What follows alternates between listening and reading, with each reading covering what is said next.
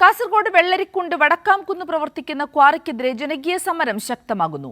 ജനജീവിതത്തിന് ഭീഷണിയായ ക്വാറിയുടെ പ്രവർത്തനം നിർത്തണമെന്നാവശ്യപ്പെട്ട് നാട്ടുകാർ നടത്തുന്ന സത്യാഗ്രഹ സമരം 778 ദിവസം പിന്നിട്ടു. വെള്ളരിക്കുണ്ട് വടക്കാംകുന്ന് മലനിരകളിൽ മരുതുകുന്ന് കാരാട്ട് ഭാഗങ്ങളിൽ നടക്കുന്ന ഖനന പ്രവർത്തനങ്ങൾക്കും ക്രഷർ പ്രവർത്തനത്തിനുമെതിരെ പ്രദേശവാസികൾ 7 വർഷത്തിലധികമായി സമരമുഖത്താണ്. സത്യാഗ്രഹ സമരം 778 ദിവസം പിന്നിട്ടു. നിരവധി പ്രക്ഷോഭങ്ങളുടെയും നിയമയുദ്ധങ്ങളുടെയും ഫലമായി ക്വാറി പ്രവർത്തനം താൽക്കാലികമായി നിർത്തിവച്ചിട്ടുണ്ട്. എന്നാൽ ക്രഷർ യൂണിറ്റിന്റെ പ്രവർത്തനം പൂർത്തിയാക്കി ക്വാറി ഉടൻ തുറക്കാനുള്ള സാധ്യതയുണ്ടെന്ന് നാട്ടുകാർ പറയുന്നു. പ്രായമായവർ മുതൽ യുവാക്കൾ വരെ സമരരംഗത്ത് സജീവമാണ്. നാടിന്റെ നിലനിൽപ്പിന്റെ ആവശ്യത്തിനായിട്ടാണ് വന്നത്. ഈ ജനിച്ച മണ്ണ് വിട്ടുകളയാൻ പറ്റൂല എന്ന ഒറ്റ ഇതാണ്.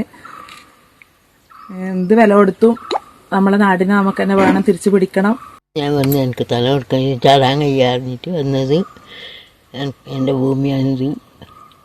അതുകൊണ്ട് എനിക്ക് ഇവിടെ തന്നെ മരിക്കണമെന്നുണ്ട്.